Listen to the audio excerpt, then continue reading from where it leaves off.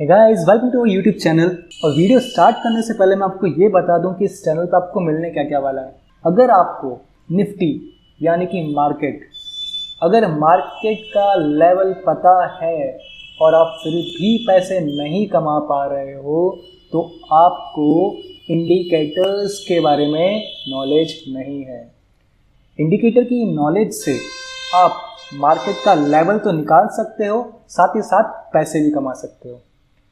और जो भी बोलता है उसको मार्केट का लेवल पता है, उसने मार्केट का लेवल निकाल के रखा है, तो उसने कोई ना कोई तो इंडिकेटर यूज़ किया है, उसी की वजह से उसने मार्केट का एक लेवल निकाला है।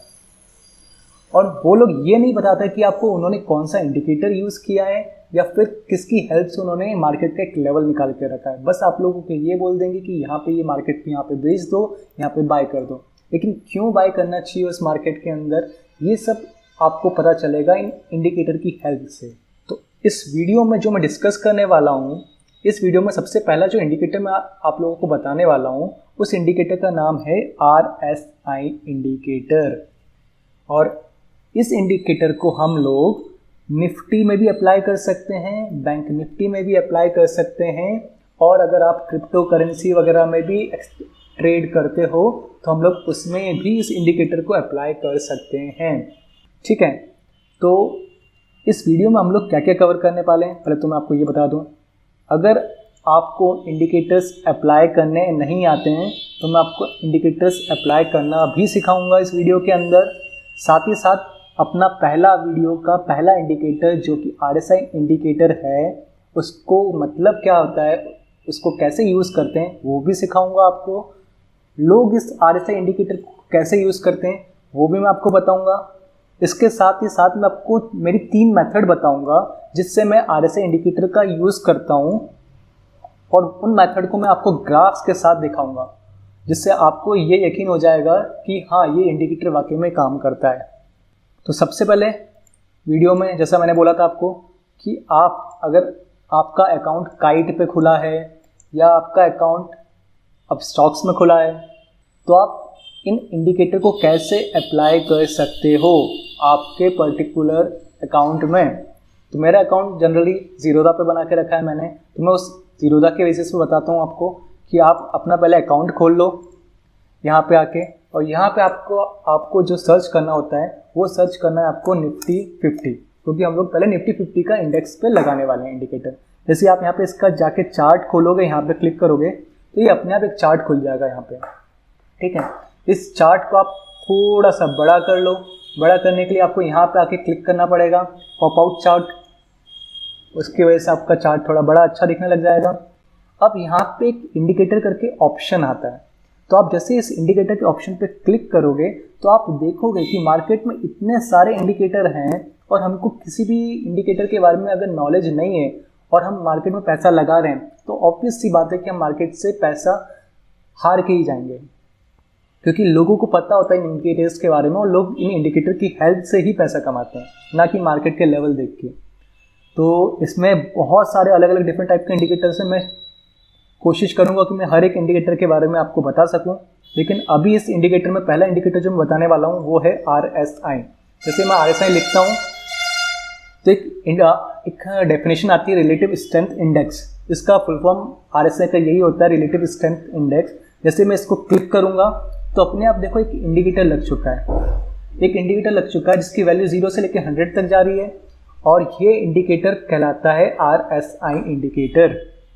तो मैंने आपको बता दिया कि मार्केट, अगर आपका अकाउंट ज़ीरोधा में है या आपका अकाउंट अब स्टॉक्स में है या आपका एंजल ब्रोकिंग में अकाउंट है, किसी में भी अगर अकाउंट है तो बस वहाँ पे एक इंडिकेटर टर्म लिख के आ रही होगी, वहाँ पे टर्म को सर्च करना है, क्लिक करना है और सर्च करना है आपको कौन सा इंडिकेटर यूज़ करना है। मैं पहला इंडिकेटर RSI बताया था, इसलिए मैंने RSI सर्च करके क्लिक किया, और RSI वाला इंडिकेटर जैसे मैंने क्लिक किया तो इंडिकेटर अपने आप लग चुका है यहाँ पे। ठीक है, तो आपको ये तो आ गया कि इंडिकेटर कैसे अप्लाई करते हैं। अब दूसरी बात करते हैं, ये RSI इंडिकेटर होता क्या है, काम क्या करता है ये RSI इंडिकेटर। तो ये RSI इंडिकेटर को हम लोग बोलते हैं रिलेटिव स्ट्रेंथ इंडेक्स, यानी कि RSI। ये एक मोमेंटम ऑसिलेटर इंडिकेटर होता है, मोमेंटम ऑसिलेटर इंडिकेटर, जिसको 1978 में डेवलप किया गया था। मतलब ये बहुत ही पुराना इंडिकेटर है, तो आपके लिए वर्थ इट क्यों हो सकता है? क्योंकि इतना पुराना इंडिकेटर है, अगर आप देखोगे तो उसको कम से कम 30 साल हो गए मार्केट के अंदर ऑलरेडी। तो इसीलिए इस इंडिकेटर की रिलायबिलिटी जो होती है ना, बहुत ही ज़्यादा होती है। ये इंडिकेटर बेसिकली आपको ये बता सकता है कि मार्केट बुलिश में है या मार्केट बियरिश है, based on the price momentum. Price momentum यानी अगर मैं आपको ग्राफ में बताऊं, जैसे ग्राफ को मैंने बड़ा किया है यहाँ पे, तो ये क्या बताता है कि इस कैंडल से लेके इस कैंडल तक जो प्राइस चेंज आया है, प्राइस चेंज के बेसिस पे एक ग्राफ उसने प्लॉट कर दिया है। उस ग्राफ की वैल्यू ये लोग रखते हैं 0 से लेके 100 तक, उस रेंज पे ये ग्राफ की वैल्यू मूव करेगी और उसी बेसिस पे आपको ये पता चलेगा कि प्राइस ऊपर जाने वाली है कि नीचे जाने वाली है। तो इसीलिए इस इंडिकेटर को ये बोला जाता है कि ये प्राइस मोमेंटम को चेक करता है और ये बताता है कि एक उसकी प्राइस मोमेंटम के बेसिस पे ग्राफ जनरेट करता है। उस ग्राफ में आप बता सकते हो कि मार्केट ऊपर जाने वाला है कि नीचे जाने वाला है। और ये इंडिकेटर आप केवल निफ्टी में ही अप्लाई नहीं कर सकते हो, ये इंडिकेटर आप किसी भी चीज़ में अप्लाई कर सकते हो, कोई सा भी एसेट हो सकता है। यानी कि आप अगर गोल्ड में ट्रेड करते हो या फिर आप किसी और चीज़ में करेंसी में अगर आप ट्रेड करना चाहते हो, तो वहाँ पे भी ये RSI इंडिकेटर काम करता है। और इस इंडिकेटर को एक और चीज़ बोली जाती है, लैगिंग इंडिकेटर बोला जाता है। लैगिंग इंडिकेटर यानी कि अगर आप लाइव मार्केट में अगर आप देखोगे तो जैसे कि ये कैंडल फॉर्म हो गई है, इस कैंडल के फॉर्म होने के बाद ये बताएगा कि मार्केट ऊपर जा रहा है कि नीचे जा रहा है। ये कैंडल फॉर्म होने के बाद इस कैंडल का मोमेंटम यहाँ पर डिनोट होता है। इसी वजह से इसको लैगिंग इंडिकेटर भी बोला जाता है। इसलिए कभी कभी क्या होता है, अगर मार्केट नीचे आने वाला एकदम से स्वाइप ऊपर नीचे आके एकदम ऊपर आने वाला तो आप एग्जिट आउट नहीं कर पाते हो। और इस इंडिकेटर की खासियत मैंने जैसे आपको बताया था कि अगर आप मूवमेंट देखो, ये इंडिकेटर 0 से लेके 100 के बीच में मूव करता है, 100 तक के बीच में मूव करता है, ठीक है। 0 से लेके 100 तक में इसकी वैल्यू होती है। अगर इसकी वैल्यू 70 के ऊपर है, यानी कि अगर मोमेंटम 70 के ऊपर है, तो उस पर्टिकुलर एसेट को या फिर उस पर्टिकुलर ग्राफ के अंदर ओवरबॉट कंडीशन बन चुकी है। ओवरबॉट मतलब कि बहुत ही ज़्यादा खरीद चुके हैं उसको लोग। अगर वही ग्राफ 30 के नीचे है, यानी 30 के नीचे है, तो उस कंडीशन में क्या बोला जाता है? उस कंडीशन में बोला जाता है कि ओवर सोल्ड कंडीशन बन चुकी है, यानी कि लोगों ने उसको बहुत ही ज़्यादा बेच चुके हैं। अगर मैं आपको इसको ग्राफ में प्रेडिक्ट करके दिखाऊं तो देखो, तो ये जो ग्राफ आ रहा है यहाँ पे, तो ये जो कंडीशन बनेगी, ये लाइन के ऊपर जा रहा है, 70 के ऊपर जा रहा है, तो यहाँ पे ये कंडीशन आप बोल सकते हो कि ओवरबॉट कंडीशन है, मतलब यहाँ पे बहुत ही ज़्यादा खरीद चुके हैं लोग। और अगर मैं बात करूं ओवर सोल्ड कंडीशन की, तो ग्राफ के अंदर देखो, ये जो कंडीशन बनी थी यहाँ पे 30 के नीचे आ चुका है मार्केट के अंदर, तो ये 30 के अंदर अगर देखोगे तो ये ओवर सोल्ड कंडीशन है, यानी कि यहाँ मार्केट में बहुत ही ज़्यादा बेच चुके हैं लोग बाग। तो अब मार्केट ऑब्वियसली बात है ऊपर जाना चाहिए, तो ऐसा ग्राफ करता है, ठीक है। अब इस इंडिकेटर के मैंने ये सारी खासियत बता दी कि RSI इंडिकेटर होता है क्या है, इसको मोमेंटम ऑसिलेटर इंडिकेटर भी बोले जाते हैं। कब बनाया गया था? ये बेसिकली बियरिश बुलिश मोमेंटम बता सकता है आपको। 70 के अगर ऊपर है तो ओवरबॉट कंडीशन में है, 30 के नीचे है तो ओवरसोल्ड कंडीशन में है। अब इस इंडिकेटर को लोग यूज़ कैसे करते हैं, ठीक है। यूज़ करने का मतलब, अब लोग क्या बोलते हैं जनरली, आप कोई भी यूट्यूबर अगर किसी को भी देखोगे, वो क्या बोलते हैं, अगर मार्केट में ये 70 के ऊपर है तो यहाँ से आपको निफ्टी को बेच देना चाहिए। यानी कोई भी एसेट है, पर्टिकुलर ग्राफ है, अगर ग्राफ के अंदर 70 के ऊपर चल रहा है तो लोग क्या बोलते हैं, यहाँ से इसको बेच दो। मतलब यहाँ पे अगर आप सोल्ड कर देते तो मार्केट तो ऊपर जा रहा है। ये इंडिकेटर कहाँ काम किया, कैसे काम किया? नहीं, ये इंडिकेटर गलत फेल हो गया यहाँ के अंदर। यहाँ के अंदर सही काम किया कि अगर यहाँ पे आपने अगर खरीदा होता, थोड़ा सा ऊपर जाके आपको मोमेंटम दे दिया है, ये तो सही काम किया। लेकिन कभी कभी क्या होता है, मार्केट फुल्ली अप ट्रेंड में होता है और ये बहुत देर तक ऊपर रह सकता है। जैसे कि इसमें अगर देखो, ये कंडीशन कभी मार्केट नीचे गिरने ही नहीं दिया, लेकिन ये यहाँ पे हमेशा नीचे जाके ऊपर भी आ गया, फिर भी मार्केट अभी तक गिरा नहीं। तो इन सब कंडीशन के लिए अगर मार्केट जैसे खुला था यहाँ पे और आपने पैसा लगाया होता नीचे जाने के लिए, कभी आप पैसा जीत ही नहीं पाते। क्यों? क्योंकि ये कभी नीचे जाता ही नहीं, जबकि इंडिकेटर दिखा था नीचे आने के लिए। तो इस कंडीशन से आप पैसा हार जाते हैं। लेकिन लोग तो बोलते हैं कि RSI इंडिकेटर केवल यूज़ करो और पैसा कमा लो। तो इतना आसान नहीं होता कि RSI इंडिकेटर यूज़ करके आप पैसा कमा सकते हो। हाँ, कुछ तरीके हैं, वो मैं आपको सिखाता हूँ। तो बेसिकली मैं कभी जब मैं मार्केट में ट्रेड करना चाहता हूँ और इस इंडिकेटर का यूज़ करना चाहता हूँ, तो मैं 3 तरीके से इस इंडिकेटर का यूज़ करता हूँ। पहला तरीका तो जो होता है, RSI इंडिकेटर लगाता हूँ मैं, उसके साथ ही साथ मैं एक और इंडिकेटर फिल्टर लगाता हूँ उसके अंदर, जिसका नाम है मूविंग एवरेज ऑफ 200 EMA। अब इसका मतलब क्या होता है, वही मैंने आपको जो बताया कि मैं अगर इंडिकेटर का यूज़ करूँगा RSI का पहले, तो उसके साथ एक क्या करूँगा use, moving average of 200 EMA। तो मैं ग्राफ के अंदर एक और इंडिकेटर लगाऊंगा जिसको मैं फिल्टर इंडिकेटर बोलता हूँ RSI के साथ, और उसका नाम होता है मूविंग एवरेज। जैसे मैंने मूविंग क्लिक किया और मूविंग एवरेज पहले ही आ गया, यहाँ पे मैंने इसको क्लिक किया तो एक मूविंग एवरेज का यहाँ पे इंडिकेटर आ चुका है। ठीक है, जैसे MA करके जो आया है यहाँ पे इंडिकेटर, उसको बोलते हैं मूविंग एवरेज इंडिकेटर।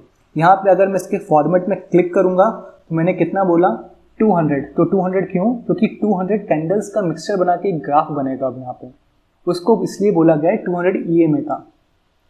तो ये मार्केट देखो, एक ग्राफ जिस पहले लाइन दूसरी आ रही थी, अब लाइन दूसरी होके आ गई। जो ब्लू कलर की लाइन है अब वो चेंज होके आ गई है यहाँ पे, ये देख सकते हो आप। इस लाइन की हेल्प से और इस ग्राफ की हेल्प से अगर मैं ट्रेड लेना चाहूँ तो कितनी पॉसिबिलिटी है कि मेरी विनिंग ट्रेड होगी, तो मैं आपको ये बता देता हूँ। चलो, जैसे कि मैंने क्या बोला, अगर मेरे को RSI इंडिकेटर यूज़ करना है तो मैंने RSI इंडिकेटर तो लगाया, साथ ही एक फिल्टर इंडिकेटर लगाया जिसको मैंने बोला मूविंग एवरेज, और उसके अंदर फॉर्मेट में जाके मैंने चेंज किया, उसको 200 का कर दिया, और एक line, graph line, moving average की लाइन आ गई है यहाँ पे। अब मेरा कहने का पहला चीज़ तो ये हो गई। अब सेकंड चीज़ क्या है, जब भी मार्केट इस लाइन के ऊपर है तो आपको कभी भी गलती से पुट की ऑप्शन यानी मार्केट में सेलिंग की पोजीशन नहीं बनानी है। अगर मार्केट इस लाइन के ऊपर मूव कर रहा है तो आपको कभी भी सेलिंग की ऑप्शन नहीं बनानी है। आप ये मौका ढूंढो, अगर मार्केट डिप डाउन होता है तो उसमें आप कब बाय कर सको। जैसे कि मार्केट इसके ऊपर है, मैं ये बोल रहा हूँ कि जैसे मार्केट खुला होगा यहाँ पे आपको सेलिंग की पोजीशन नहीं बनानी, जबकि यहाँ मार्केट गिर रहा है फिर भी आपको मैंने क्या बोला, सेलिंग की पोजीशन नहीं बनानी। आपको क्या करना है, बाइंग की पोजीशन ढूंढनी है। क्यों, क्योंकि ये लाइन के ऊपर है, 200 EMA के ऊपर है। तो अगर मैंने यहाँ पे खरीदा होता तो ऑब्वियस सी बात है मार्केट के साथ ही साथ में अगर यहाँ पे भी एग्जिट आउट होता तो मेरे को बहुत पैसा मिल जाता। अगर मैं लास्ट तक बना भी रहता तो लॉन्ग टर्म के लिए मार्केट मेरे पास बुलिश ही मूव था, तो इससे मेरे को ये फायदा मिला। अगर मैं यहाँ पे अगर जैसे RSI का इंडिकेटर यूज़ करके यहाँ पे लगता है अगर मैं पुट की ऑप्शन बना लेता तो मार्केट इतना ही गिरा है, और गिरने के बाद साथ ही साथ उठ चुका है। और लास्ट में जो बंद हुआ है मार्केट पॉजिटिव वे में बंद हुआ है, जिसकी वजह से अगर मैं यहाँ पे पुट की ऑप्शन बनाता तो ऑलमोस्ट पूरा पैसा अगर हार गया होता। तो जब भी आपको इंडिकेटर यूज़ करना है RSI, तो पहला ट्रिक क्या है कि RSI के साथ आप वॉल्यूम इंडिकेटर लगाओ और चेक करो मार्केट इसके ऊपर है कि नीचे है। अगर मार्केट ऊपर है तो आपको हमेशा बाइंग पोजीशन बनानी है। बाइंग पोजीशन कब, जब यहाँ पे ओवरसोल्ड कंडीशन आ जानी चाहिए, मतलब 30 के नीचे आना चाहिए, तो बहुत अच्छा होता है। अगर इस लाइन पर टच भी कर रहा है और मूवमेंट ऊपर का ले रहा है तो आप बाइंग की एक पोजीशन बना सकते हो। ठीक है, सेलिंग की पोजीशन कभी नहीं बनानी है। सेलिंग की पोजीशन कब बनानी है, जब मार्केट उस ग्राफ के नीचे हो। जैसे कि यहाँ पे मार्केट का ग्राफ नीचे था, ठीक है, अगर मैं देखूँ ये मार्केट का ग्राफ यहाँ पे नीचे हुआ तो यहाँ पे आपको एक सेलिंग की पोजीशन बनाने सकते थे, लेकिन यहाँ पे मार्केट नीचे ओवरसोल्ड कंडीशन में तो आप एक बार चांस नहीं लोगे। और अगर देखा जाए तो यहाँ पे ऊपर निकल गया तो आप कोई चांस नहीं ले सकते हो मार्केट के अंदर। यहाँ पे अभी सेलिंग का कोई चांस नहीं। अगर सेलिंग का कोई ग्राफ आएगा तो मैं आपको बताऊंगा यहाँ पे। तो मैंने आपको पहले ट्रिक बताया मूविंग एवरेज के साथ कैसे यूज़ करते हैं। ठीक है, अब RSI डाइवर्जेंस क्या होता है, मेरे को उसके ग्राफ नहीं मिल पाया तो मैं चार्ट उसको मैं लगा रहा हूँ आपके साथ में। RSI डाइवर्जेंस का यूज़ कर सकते हैं अपन, जो मेरी सेकंड ट्रिक है उसको बोलता हूँ मैं RSI डाइवर्जेंस। RSI डाइवर्जेंस यानी RSI में कितना चेंज हो रहा है मार्केट के साथ RSI क्या मोमेंटम दे रहा है, उसकी हेल्प से भी हम प्रेडिक्ट कर सकते हैं कि मार्केट बेरिश होने वाला है कि बुलिश होने वाला है। बेरिश का मतलब सिंपल है कि मार्केट नीचे जाने वाला है, और बुलिश का मतलब सिंपल है कि मार्केट ऊपर जाने वाला है। तो सिंपल टर्मिनोलॉजी होती है जो मार्केट के अंदर लोग यूज़ करते हैं, इसके लिए आपको घबराने वाली कोई बात नहीं है। बस आप इतना याद करो कि बेरिश मतलब मार्केट नीचे जाने वाला है, डाइवर्जेंस यानी चेंज कितना आ रहा है, बस इसके अलावा कुछ नहीं होता। तो मैंने RSI के अंदर ही एक RSI के अंदर डाइवर्जेंस अपन को पता करना है। अगर मैं देखूँ यहाँ पे तो ये मार्केट क्या है, अगर मार्केट के ग्राफ मैंने लिया है, यहाँ पे स्क्रीनशॉट डाला है उसका, मार्केट यहाँ से यहाँ तक ऊपर जा रहा है। ठीक है, मतलब पहला अप बनाया यहाँ पे, फिर सेकंड अप बनाया ऊपर। लेकिन RSI देखो, पहला अप बनाया ऊपर, उसके बाद अप बना रहा है दूसरा नीचे। ठीक है, तो देखो मार्केट तो ऊपर जाने की कोशिश कर रहा है लेकिन RSI नीचे आने की कोशिश कर रहा है। तो ये कंडीशन में क्या होता है, बियरिश मार्केट आता है। बियरिश यानी परफेक्ट बात है कि मार्केट गिरने वाला है। अगर आप यहाँ पे पुट की ऑप्शन, अगर कॉल की ऑप्शन यानी कि खरीदते मार्केट में, आप पैसा गंवा देते हैं। इसलिए दोनों डाइवर्जेंस भी आपको चेक करना होता है कि बियरिश डाइवर्जेंस है कि बुलिश डाइवर्जेंस है, मतलब मार्केट गिरने वाला है कि ऊपर जाने वाला है। अगर गिरने वाला है तो RSI भी नीचे का नीचे दिखा रहा है और मार्केट ऊपर जाने की कोशिश कर रहा है, तो ये बियरिश डाइवर्जेंस के अंदर आता है। इसी के साथ ही बुलिश डाइवर्जेंस क्या होता है कि मार्केट नीचे तो आ रहा है, मार्केट नीचे से नीचे बना रहा है, लो से लो बना रहा है, लेकिन साथ ही साथ जो RSI है ना नीचे से ऊपर आने की कोशिश कर रहा है, मतलब अप जो लो बना रहा है RSI हमेशा अप साइड बना रहा है। इसी को बोलते हैं हम लोग बुलिश डाइवर्जेंस। यानी कि अगर आपने इसका ब्रेकआउट पे आपने खरीद लिया होता है यहाँ पे, तो आपको अच्छा रैली मिल सकती थी एक। तो इसके आगे मैं बात करता हूँ। इस डाइवर्जेंस में एक फॉल्ट होता है। फॉल्ट कैसा होता है? उस फॉल्ट को हम लोग बोलते हैं फॉल्स ब्रेकआउट। ब्रेकआउट यानी कभी कभी मार्केट दिखाता है कि ऊपर जाने वाला है लेकिन जाता नहीं है असल में, तो उसको हम लोग बोलते हैं कि फॉल्स ब्रेकआउट हो चुका है मार्केट के अंदर। मार्केट ने फॉल्स ब्रेकआउट दिया है हमको कि मार्केट ऊपर तो बता रहा था कि मार्केट को ऊपर जाना है, लेकिन मार्केट गया नहीं ऊपर, नीचे चला गया मार्केट। तो इस डाइवर्जेंस में ये चीज़ हमको मेनली ध्यान रखना पड़ता है कि कहीं ये फॉल्स ब्रेकआउट तो नहीं है। तो उसके लिए हम लोग कैसे चेक करते हैं? तो जो मार्केट के ट्रैप्स होते हैं, मतलब जो मैंने अभी बोला फॉल्स ब्रेकआउट जो होते हैं मार्केट के अंदर, वो मैं आपको बताने वाला हूँ कि फॉल्स ब्रेकआउट इन डाइवर्जेंस के अंदर कैसे आते हैं। तो एक ग्राफ दिखाता हूँ मैं आपको। तो इस ग्राफ के अंदर क्या है, अगर आप चेक करोगे तो मार्केट ने लोअर लो बनाया है, ठीक है, मार्केट ने लोअर लो बनाया है और RSI क्या कर रहा है आपका? RSI हाइयर लो बना रहा है। RSI क्या कर रहा है आपका? हाइयर लो बना रहा है। अगर इस कंडीशन, मैंने क्या बोला था आपको, मार्केट बुलिश ट्रैप में आ गया है। तो बुलिश यानी मार्केट हमेशा ऊपर जाने की कोशिश करेगा। लेकिन अगर आपने इस पॉइंट पे एंट्री कर ली होती मार्केट में, अगर आपने इस पॉइंट पे लो बना रहा है और यहाँ पे हायर लो बना रहा है, तो इस पॉइंट पर अगर एंट्री करी होती है तो आपको एक मैक्सिमम फॉल आउट मिल जाता, मतलब कि आपके पैसे चले जाते। जबकि मार्केट को फॉल्स ब्रेकआउट था यहाँ पे कि मार्केट चाह रहा है कि ऊपर कोशिश करे, लेकिन मार्केट ने यहाँ पे फॉल्स ब्रेकआउट दिया आपको और मार्केट नीचे चला गया। तो इन कंडीशन में बचने के लिए आपको क्या होता है, अगर आपको डाइवर्जेंस फॉलो करना है तो डाइवर्जेंस के साथ आप एक ट्रेंड लाइन भी बनाओ। ट्रेंड लाइन कैसे? ट्रेंड लाइन के साथ आप अवॉइड कर सकते हो मार्केट का फॉल आउट, ठीक है। तो ये फॉल आउट कैसे अवॉइड करोगे मैं आपको बताता हूँ। जैसे मार्केट ने यहाँ पे क्या किया है, हाइयर हाई बना रहा है और ये क्या बना रहा है, RSI आपका लोअर हाई बना रहा है। इस कंडीशन में क्या होना चाहिए? मार्केट गिरना चाहिए, ऑब्वियस सी बात है। लेकिन आप किस पॉइंट पे एंट्री करोगे, वो एंट्री की पोजीशन में बताता हूँ आपको। जब मार्केट ऐसी कंडीशन में आ रहा हो, हाइयर हाई बना रहा हो, तो आप एक सारे जो मार्केट का स्विंग है, मतलब जो नीचे वाले हैं ना, उन सब लाइन को कनेक्ट करके एक ट्रेंड लाइन बनाओ। और जैसे ही ट्रेंड लाइन का ब्रेकआउट आ रहा है ना, उस ब्रेकआउट के अंदर आप पोजीशन को बेच दो, मतलब उस पोजीशन में आप इंटर करो। यहाँ पे आपको अगर सेल की पोजीशन में आप इंटर करते तो अच्छा भला फॉल मिलता आपको यहाँ तक का। इसीलिए मैं बोल रहा हूँ, अगर आपको मार्केट का डाइवर्जेंस अगर चेक करना है तो आपको एक ट्रेंड लाइन जनरेट करनी पड़ेगी। जैसे हाइयर हाई मार्केट बना रहा था और लोअर हाई RSI बना रहा था, तो आपने एक ट्रेंड लाइन क्रिएट करी, उस ट्रेंड लाइन के ब्रेकआउट का होने का वेट किया। जैसे ही ब्रेकआउट को आपने वहाँ पे पोजीशन सेल कर दी, तो आपको एक बहुत अच्छी रैली मिल चुकी है मार्केट के अंदर।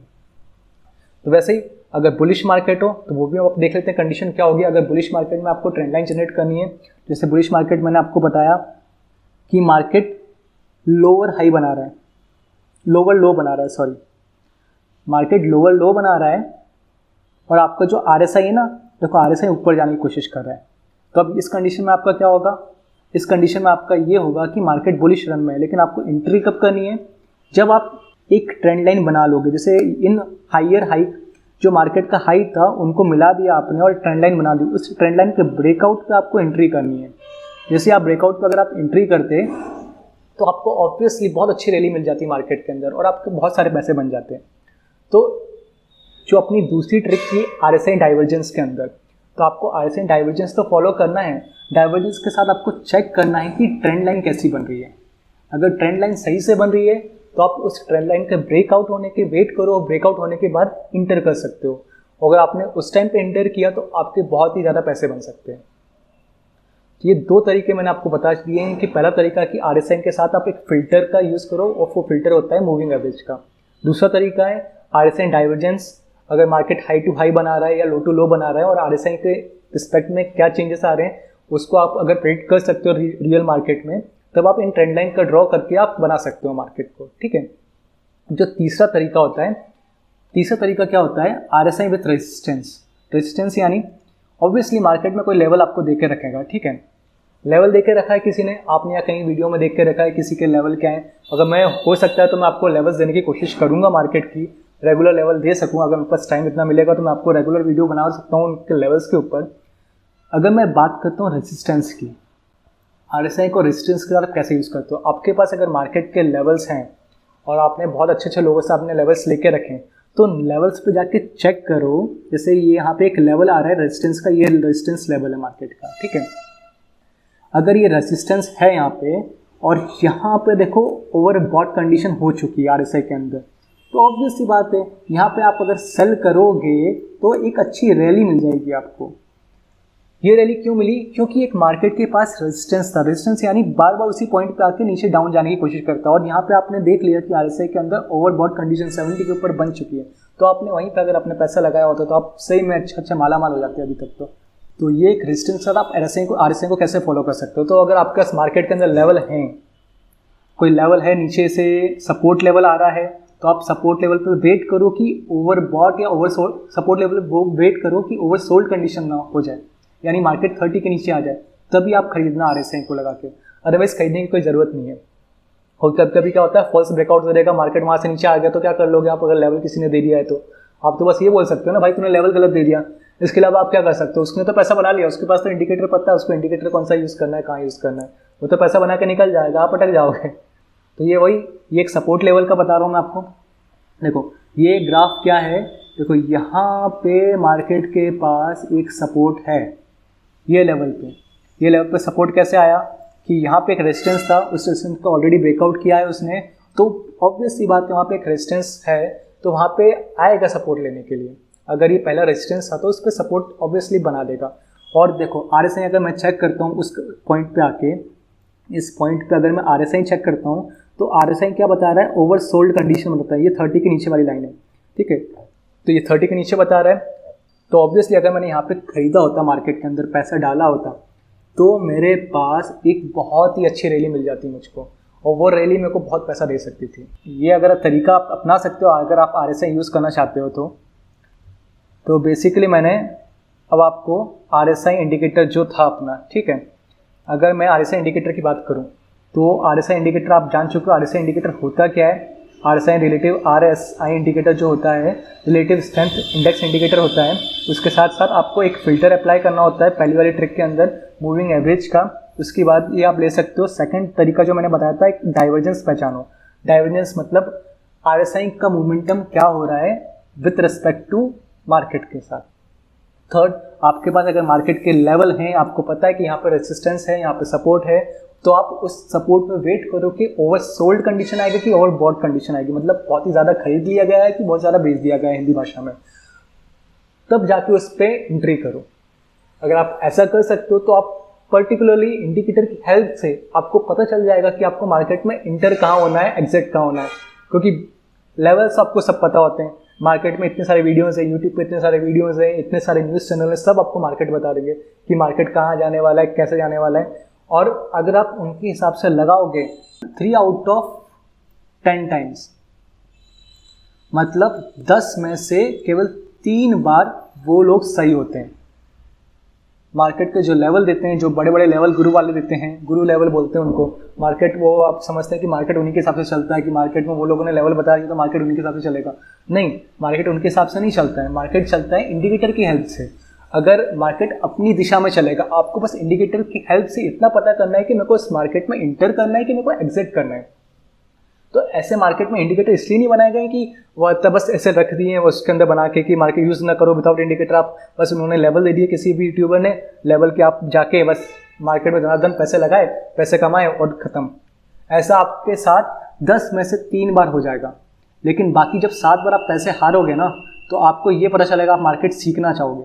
और सीखने के लिए सबसे पहली चीज़ जो आती है ना, इंडिकेटर सीखना चाहिए। और जितने भी इंडिकेटर्स मैंने आपको बताया था कि यहाँ पे मार्केट बताता है इंडिकेटर्स, जितने भी इंडिकेटर्स हैं, मैं कोशिश करूंगा कि सारे के सारे इंडिकेटर कवर कर सकूं अपनी इस वीडियो के अंदर। मैं एक प्लेलिस्ट बनाने के टाइम अगर मेरे पास मिले तो मैं सारी प्लेलिस्ट बनाऊंगा, आपको हर एक इंडिकेटर के बारे में बताऊंगा। पहला इंडिकेटर जो मैंने अभी बताया आपको RSI इंडिकेटर के बारे में बताया है। अब दूसरा इंडिकेटर मैं सोच रहा हूँ एक बहुत ही तूफानी सा इंडिकेटर है, उसको लेके आऊँ। लेकिन लाने से पहले ये मेरी पहली वीडियो है इस यूट्यूब चैनल पे, फर्स्ट वीडियो है।